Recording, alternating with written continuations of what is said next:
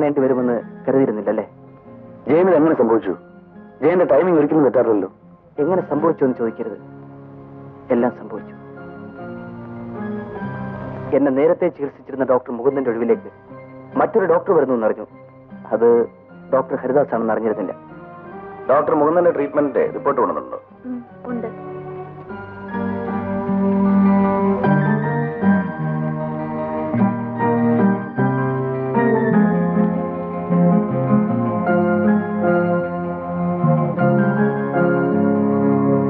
ആ ഷർട്ട് ഊരിയിട്ട് ആ ബെഡിൽ നിൽക്കുന്നു.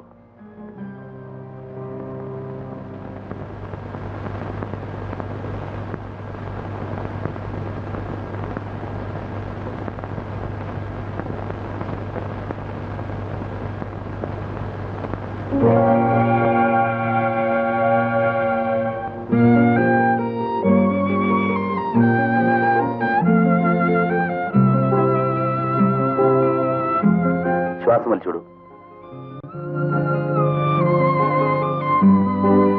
തിരിഞ്ഞെടുക്കും.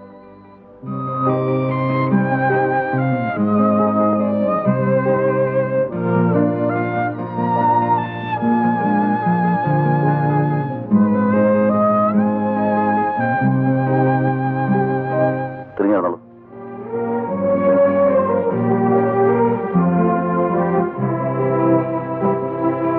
എന്നിട്ടുള്ളൂ.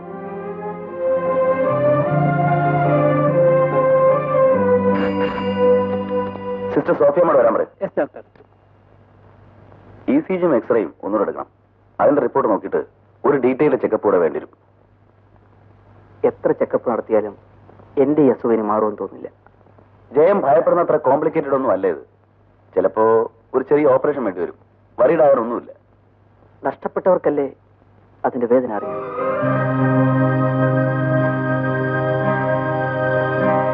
നഷ്ടപ്പെട്ടവന്റെ വേദന ജയനേക്കാൾ കൂടുതൽ അനുഭവിച്ചവനാണ് ഞാൻ.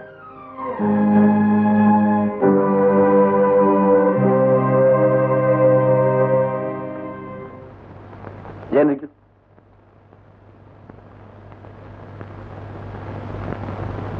ഇപ്പൊ കിടപ്പുണ്ടോ? കുറച്ച് നടക്കുമ്പോ കിതയ്ക്കും. സംസാരിക്കുമ്പോ ശ്വാസമുട്ടുണ്ടോ? കൂടുതൽ സംസാരിച്ചാൽ ശ്വാസമുട്ടുണ്ട്. ആ, ഇനി അധികം സംസാരിക്കരുത്. മാത്രമല്ല കൂടുതൽ സ്ട്രെയിനുള്ള ജോലിയൊന്നും ചെയ്യരുത്.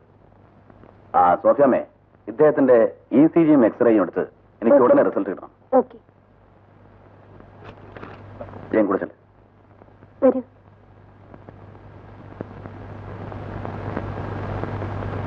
ആ, എന്ത് നിൽക്കും.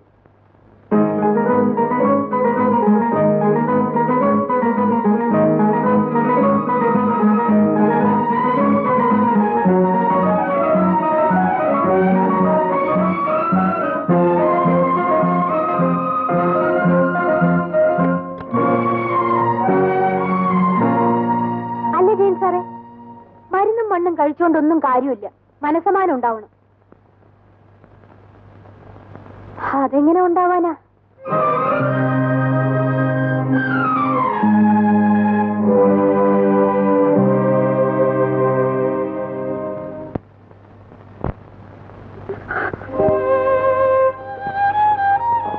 എന്താ എന്തോ കൊച്ചുകുട്ടികളെ പോലെ ജയനെ സമാധാനിപ്പിക്കുന്ന എന്തും ഇങ്ങനെ അപ്സെറ്റ് ആയാലോ? എക്സ്റേയുടെയും ECGയുടെയും റിപ്പോർട്ട് വരട്ടെ, ഞാൻ അറിയിക്കാം. എന്തു ഇപ്പൊ പോകും പ്ലീസ്.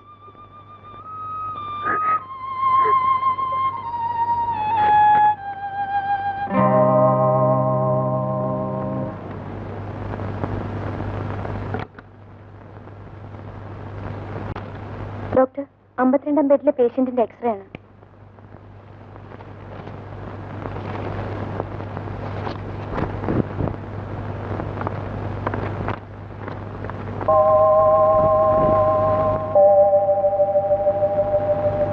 ലോനപ്പ, ജയേട്ടനെ കണ്ടോ? ലോനപ്പ, എക്സ്റേയും ECG എടുക്കാൻ പോയതാ. സാറത്തിന് ഓട്ടോറിക്ഷയിലൊക്കെ പോയല്ലോ. പോയോ?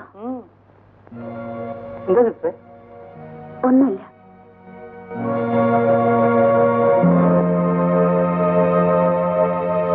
ഒരു പുരുഷനും ഭാര്യയുടെ ചെന്ന് ജീവിക്കേണ്ട ഗതികൾ ഉണ്ടാവരുത്.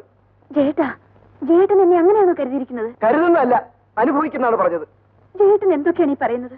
എനിക്കൊന്നും മനസ്സിലാകുന്നില്ല. നിനക്കൊന്നും മനസ്സിലാവില്ല, പക്ഷെ നാട്ടുകാർക്കെല്ലാം മനസ്സിലാവുന്നുണ്ട്. മനുഷ്യര് ഹോസ്പിറ്റലിലേക്ക് പോലും പോകാൻ പറ്റാതായിട്ടുണ്ട്. ഓരോരുത്തരുടെ പരിഹാസവാക്ക് കേൾക്കുമ്പോ ഇനി അയാൾ എന്നെ ചികിത്സിക്കണ്ട.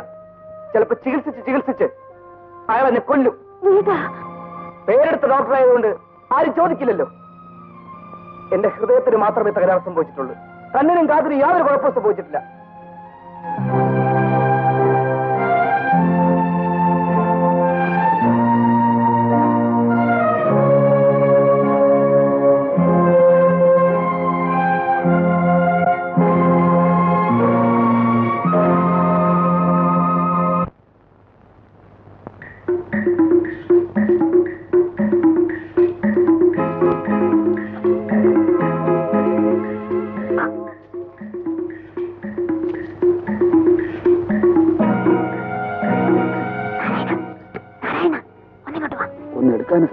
ഒന്നിങ്ങോട്ട് വരാൻ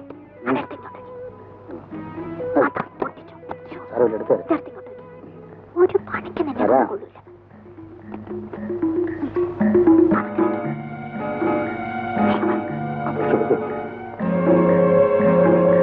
ചേട്ടാ നാരായണ, ആരെങ്കിലും വരുന്നതിന് മുമ്പ് ഞാൻ ഇതൊന്ന് മാറ്റി വെക്കട്ടെ. നീ വേഗം പൂട്ടിച്ച് താക്കോലും കൊണ്ടുപോവാ. സോഫിയാമേ, അനുജിന്റെ മെഡിക്കൽ ഷോപ്പിലേക്കുള്ള മരുന്ന് സ്റ്റോക്ക് ചെയ്യായിരിക്കും. ഡോക്ടർ, ഇത് 34 നമ്പർ വാർഡിലെ പേഷ്യന്റിന് ഇഞ്ചക്ഷൻ ആണ്. Stop it. ഒരു പേഷ്യന്റ് ഇത്ര ഇഞ്ചക്ഷനോ? കള്ളന്റെ കയ്യിൽ തന്നെയാണ് അച്ഛൻ താക്കോൽ ഏൽപ്പിച്ചിരിക്കുന്നത്. മേലിൽ ഇത് ആവർത്തിച്ചാൽ ദിസ് ഇസ് ലാസ്റ്റ് വാണിംഗ്. ആ മരുന്നെല്ലാം കൂടെ അത് വേണപ്പാ സ്റ്റോർ കൂട്ടി താക്കോൽ അച്ഛനെ ഏൽപ്പിച്ചു. പോ ഉള്ളിലേക്ക് പോ. നടക്ക് സമയങ്ങളില്ലേ? സമയങ്ങളില്ലേ? നാരായണ, നീ എന്തുകൂടെ കാണിക്കുന്നത്? അവിടെ വീടാ ശബി, അവിടെ വീടാ. അല്ല ജോനപ്പാ, ഞാന് ഇതൊക്കെ ഒന്ന് അടിച്ചു വെക്കാം. നീ അടിക്കണ്ട, ഞാൻ വിളിക്കണം. നീ വെളിയിലേക്ക് വെളിയിലേക്ക് ഇറങ്ങടാ ശബി. ഇങ്ങോട്ട് വരാം. ഇതൊക്കെ ഇവിടെ തന്നെ വെച്ചാൽ ഞാൻ അടിക്കുള്ള. ഇവിടെ തന്നെയാ വെക്കുന്നത്. ഞാൻ വെക്കും. ആ സമയങ്ങളിലെ വെളിയിലേക്ക് ഇറങ്ങടാ ശബികളെ. നീ പറ. മനുഷ്യനോ വന്നിരിക്കുന്നു.